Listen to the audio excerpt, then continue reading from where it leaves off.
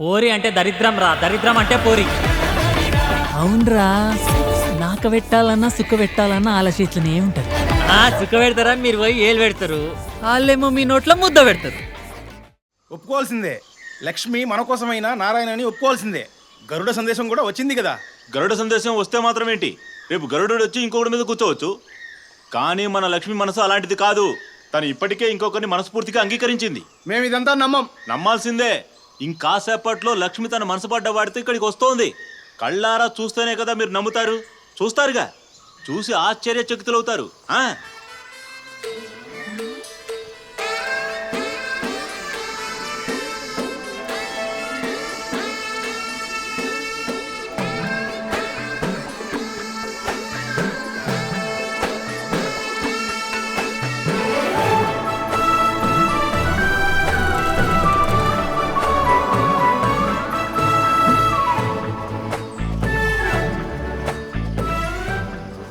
నేను రావడానికి లేట్ అయిందా? నువ్వు మై మర్చిపోతున్నావు నారాయణ. లేదు లక్ష్మి గారు, నేను కంట్రోల్లోనే ఉన్నాను. ఇచ్చిన మాట మర్చిపోకు. వీళ్ళని వెంటనే ఊరొదిలి వెళ్ళిపోమను. Of course. లక్ష్మి పదండి. మెల్లగా. ఒక్క నిమిషం అందరూ వినండి. హలో చాలు.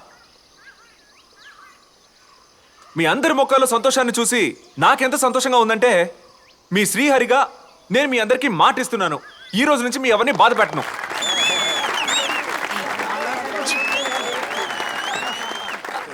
అలాగే మీ శ్రీహరిగా నేను చెప్పేది ఏంటంటే, మీరు ఈ ఊరు వదిలి వెళ్ళడానికి మీ చివరి నాటకాన్ని వేయాల్సిన అవసరం లేదు.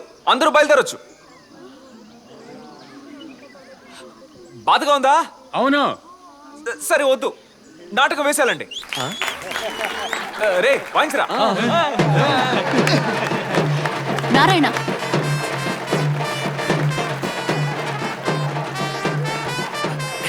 డ్రామా మాస్టర్, మీ నాటకం అయిపోయే వరకు మనందరం సుధాకర్ సొసైటీలో ఒక ఫ్యామిలీగా ఉందాం. పాప సుధాకర్ కూడా ఫ్యామిలీ అంటూ ఎవరు లేరు, ఆయన సంతోషిస్తారు కదా సుధాకర్?